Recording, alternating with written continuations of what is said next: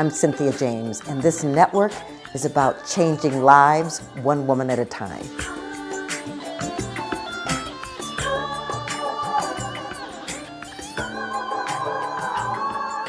So ladies, welcome to Women Awakening. I'm Cynthia James. I'm your host, and I get the extraordinary opportunity to introduce you to women that inspire me, women that are change makers, women that are absolutely stepping through portals and inviting us all to come with them. So I'm thrilled to be here. I want you to know that I would love for you to subscribe. You know, we're on YouTube, we're on Spotify and iHeart and Amazon Music, a lot of different places you can find us. Please subscribe and come back, because the women here have wisdom to impart to help you move to your next level. So my guest today, I'm so excited. I have known this woman for a very long time, Reverend Dr. Michelle Medrano. And when she was 15 years old, she found religious science, right? She walked into Mile High Church in Denver, Colorado, and she knew she was home, right? So she started volunteering at the church and eventually joined its administrative staff, where she worked for 6 years. While she was doing that, she was continuing her studies. She became a practitioner. And in 1991, she received her degree in Ernest Holmes College, and she became a minister. She then became an assistant minister at the Huntington Beach Church of Religious Science for 4 years, the senior minister of New Vision Center for Spiritual Living in Phoenix for 17 years. And then she returned to Mile High in 2013 as an associate minister. In 2019, when Dr. Roger Teal retired, she accepted the role of co-lead minister along with Reverend Joshua Reeves. This is exciting. Her first book just got launched, and we're going to talk about that. The name of the book is Resolve Your Fears, Activating Your Spiritual Immune System. Michelle, thank you so much for being here. Oh, my pleasure. My pleasure. I am so happy to be with you. I'm so happy to see that you are not only anchoring such an amazing spiritual community, but you're spreading your wings out into the world to bring your message. And so I always like to start at the beginning, you know, because a lot of people think that successful people just leaped into that. And so I would love for you to just talk about a little bit about your childhood. You know, what was it like growing up? One of my favorite books in the world is called A Path with Heart. And I like the subtitle a lot. It's by a man named Wayne Mueller. And the subtitle is The Spiritual Advantages of a Dysfunctional Childhood. And so I had great spiritual advantage, I would say, in many respects. I mean, on one level, I had loving parents in many ways, but they were very young. So I was born to teenage parents who found themselves pregnant with me. They were ill-equipped to be parents. And my father was raised in a household with alcohol addiction and rage addiction. And so there was violence in my household growing up, as my father pretty regularly beat my mother up and controlled my mother and tried to keep her under his control and keep her down. And they continued to have children. And so I was the oldest of 3 children. And so there was a lot of witnessing of physical abuse in my childhood. And my father was kind of like the classic Dr. Jekyll, Mr. Hyde. He was extremely charming and intelligent and good looking and fun. And on a day when he was centered, it was amazing. And we just never knew when there was going to be that shift that would occur. And suddenly everything changed. And they fought and fought and fought. And it was very scary and filled with tension. And finally, my mother, whom I speak about a lot in my book, had the courage to break out of this marriage and take her 3 children out of this dangerous home when she didn't have a career. She'd hardly ever worked. She barely had gone to college. He finally had let her go to college, and she was able to take us, and it was very hard. We were very poverty stricken for quite a while. I was babysitting to make money so we could eat. that kind of life. And then eventually she started finding her way and became a real estate agent and a mortgage lender, and became a international speaker and teacher and workshop facilitator, and began to help other people. And so that was my childhood. But underneath all that was this part of me that always felt connected. I was that really weird little intuitive psychic child who told people things they shouldn't tell them about themselves, who kind of knew underneath all this crap that I'm witnessing, I could feel and sense something. So even though my father insisted we be raised in the Catholic Church, when my parents divorced, my mother and I freed ourselves of that. Not to mention that I got kicked out of catechism, but that's a whole other story altogether. And we started looking for spiritual sustenance. And we both had this intuitive sense that there was this force, this power for good in the universe, and that it was within us. And that led us to Mile High Church. And that changed my life forever, allowed me to really spread my wings. Well, what I love about this is that your mother really was a way shower. She showed how to get out of something that wasn't supportive into an expression of herself that Yes. became a support for others. And I love that, because I came from a dysfunctional childhood too. And it was a journey trying to find myself, trying to take care of myself. And I would just love to talk for a moment about, you know, what did you see in terms of the behaviors, the thought processes that didn't support you until you could find your center? Well, a lot of it was had to do, I think, with things I took on from my mother. I feel like, in a sense, I sort of have two mothers. I witnessed this young mother who couldn't really feel free to think for herself, speak for herself, have her own thoughts and ideas, and with a father who none of my emotions were allowed at all. Didn't matter if I was happy or sad, my emotions were a huge disruption to him. So I was fairly frozen, I think. And then I watched my mother um, begin to do her own personal work. That's really what changed everything. And she began to go to counseling and go to therapy, and began to tell people the truth about what was going on in our household. And as I watched her awaken and sort of come alive and become this completely different person, I also felt the pull of that as her daughter on me. And then, of course, she knew that there had been damage done, and so she put me in my first workshop when I was 17 years old, one of those spin-offs from Est called Actualizations. And I began this pathway of personal growth, awakening myself. And it took a long time. It took a lot of hard work, because I was the kind of person who, if emotions began to bubble up in me, I couldn't speak. I had literally a neurological, emotional belief system that said if I speak my emotions, I could die. I could literally die. Right. So to find my voice, I watched my mother find her voice, and that helped me find my voice. And that was really powerful, because I think we are way showers to each other. Like you're saying, my mother was to me, you have been to me, women are for each other. We are way showers. And it was a pretty powerful way she showed me. Well, it's so wonderful that you're talking about this, because you are a dynamic speaker today. So I'm sure people listening to this, um, especially that know you, would think, well, how is that possible? You walk on the stage, you light up the stage, you bring wisdom, and so I guess the thing is like, I have two questions, like my mind is going like this. Uh, so the first one is, how did you, or what did you go through to be able to find healthy, sustainable relationships in your life, having come from where you came from? Because I couldn't feel comfortable always speaking my truth or being my truth, what I went through was a lot of painful relationships where I hid myself from those relationships in every realm of my life.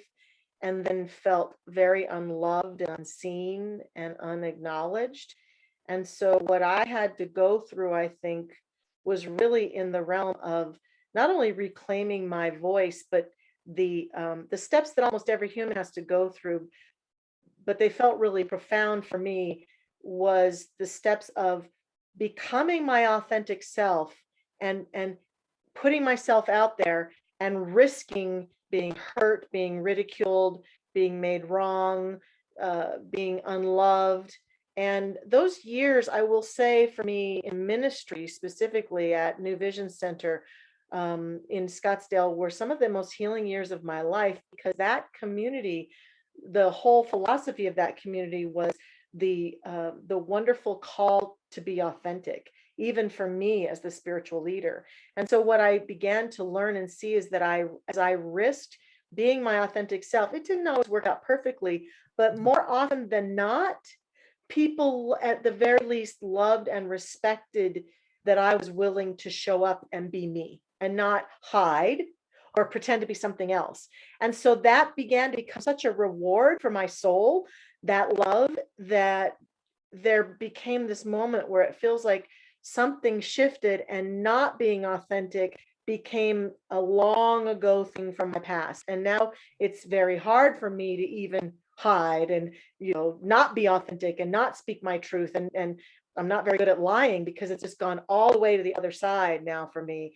And that feels very freeing at the same time. And it's a risk, as you know, because if you choose to stand up and shine, not everybody's going to like the light you shine. Not everybody's going to agree with you. Not everybody's going to Yes. appreciate you. But to Yeah. hide was going to kill me. I'm sure. Right. I'm sure it would have killed Well, me. you and I have similar paths in that regard, and finding your voice is one of the most extraordinary and sometimes some of the most painful things that you can do. I also happen to know that you are married to your soulmate, Yes. and that is a reflection of the authentic Michelle coming forward Mhm. to invite that level of love in. Absolutely.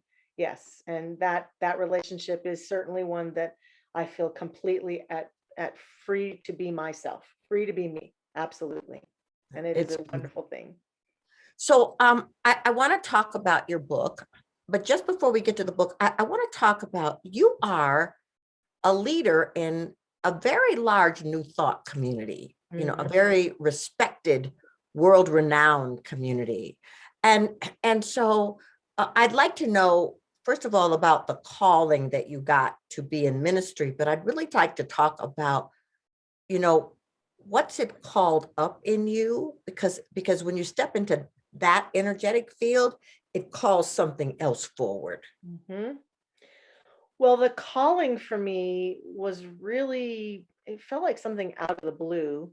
I had a history of, in high school, loving musical theater and choir and singing. And so when I decided to go to college at the University of Colorado here in Denver, I declared my major communications and theater. And while I was in between high school and college, I decided, well, I'm going to take some of those classes they're always talking about at that church. And I was sitting in one of those classes one day, and it has happened a few times in my life where I felt like a voice outside of me said, "You should be a minister." And I laughed. I thought it was the dumbest idea I'd ever heard. I thought with this major I was pursuing that I could possibly be in network news or on the stage or in movies or something like that. I had an entertainment career completely mapped out for myself. And I had this perception that ministers were boring, and I'd been at the church and I loved our ministers, but I'd never once looked at any of them and thought, I want to be where they are. Never had occurred to me. So it seemed like a silly, stupid idea. And I really pushed it off and pushed it off. But this community and this spiritual teaching, if you go deep into it, it calls you to do your personal work. And so I continued to take classes, as you mentioned in my bio, and I decided I would pursue that practitioner license thing. And that was a lot of personal growth work, a lot of burning away of that which is no longer serving, And so as that fell away, I remember having this moment where I found myself, basically, it felt like on my knees, surrendered, saying, okay, ministry, I'll do ministry. And that day I gave up all those other dreams. They just kind of fell away, and my pursuit became ministry. And I remember coming to work the next day at Mile High and telling Roger Teal that I had this call and I had finally surrendered and I was going to go to ministry school, which would have been in LA. And he said, you know, that's interesting. We're opening a school of ministry right here at Mile High. And so I was the first one to apply. So it really felt like a soul call, something that I had Mhm. not ever thought of, that just rose up in me and propelled me forward. And so I think that also means that the work getting there and the work to be there continues to have its way with me all the time, which for me is always about that deep inner spiritual work, to continue to do the work to see where I have been hiding myself, see where I'm not letting my light shine, deal with the shadow aspect of us that still continues to believe it's not good enough or it can't. And all of that happens in community and with other people as you continue to work with people, I find, or as on teams or in groups or in partnership as I work with my partner in lead ministry or with congregation. And it's a continual call to be doing what it is that I preach to people they should be doing. That's really very important. Yes. Yeah. Well, and you know, to do it on such a large stage, you Yes. know, I mean, it's like there is no hiding. You are 100% visible no Yes. matter what. And Mhm. so you've also been nurturing this community through a pandemic. Yes. Yes. And so I want to know how in the world did you do that and write a book at the same time? Well, the truth is that I had written this book, the big chunk of it, in 2019 before the pandemic. So Okay. what happened during the pandemic was I was able to finish off some of it, surrender it over to editors. And the part I did in 2020 was mostly cleaning up and readjusting. So I didn't actually sit and write, because you're right, I don't know how I could have written a book in 2020, because there were so many other things for us to be focused on, and keeping people supported through this really challenging time. And Well, and yeah, they couldn't come in the room. right, how do you provide pastoral care and prayer support and uplift people when they can't be there in person? And so it was an immense creative challenge, an immense spiritual challenge, an immense organizational challenge. And I think that I'm most proud that we all met the challenge. All our board, all of our staff, all of our ministers, all of us just really came together in a profound way. And we're always all about helping to keep our community supported and uplifted. And of course, there were members of our community for whom this pandemic really didn't affect them. Their health was fine, their finances were fine, their jobs were fine. But then there were also quite a few of them who lost jobs, who had health issues or lost loved ones, had financial issues. We had very generous donors. For example, a donor who donated a big chunk of money and said, if anyone in the church can't pay their rent or can't feed themselves or their family, please use this money to help out. And so we were able to help out a lot of people who got into that struggle space. So that's the classic way that a church or a spiritual community can support people, really continue to show up. But we had to be creative about how we did it and what it looked like, for sure. And it was big. Absolutely. And you did a beautiful job. It was Thank you. quite inspiring for me to witness. So I want to talk about your book, Resolve Your Fears, Activating Your Spiritual Immune System. Okay, where did this title come from? and what pulled you to write it? So here's the truth. The original title that I had given it, the working title in 2019, was Fear, the Virus That Really Killed Us. I went to a writing workshop and I was asked to consider writing a book that I had passion about a topic that if I could write about it and change it on the planet, that it could help people's lives be better. And for me, for a long time now, if asked, what do I think would most help people thrive? I've thought that it would be the eradication of fear. If we could stop being so afraid, afraid of the future, afraid of growing old, afraid of each other, afraid of the people in who are not like us in other countries and other religions and other political parties. If we could stop being afraid of our own bodies, if we could stop being afraid of God, whatever we believe God to be, if we could eradicate fear, I feel like, or be more courageous, if you want to put the spin on the opposite of it, that I feel like people would be happier, would live a better life. And so I knew the book wanted to be about fear, but then in 2020, when the pandemic hit and I started working with the editors, we started saying that title might be a little insensitive, given that we've all been doing this battle with this virus, right? So we worked and came up with a different title, but my theory in the book is that our physical immune system, when we do what's necessary in our physical world to keep our body strong and help our immune system meet the needs that allow it to thrive, we could go to a room where someone has the flu and that virus could get into our system, but our immune system would fight it off. And immunologists tell us all the time that we all have cancer cells that pour into our body, but our immune system fights them off. And what's the difference between when the immune system does fight them off and when the immune system doesn't fight them off? Where suddenly those cancers do take, or those cells do take over, and someone suddenly has the flu or has cancer, has some illness.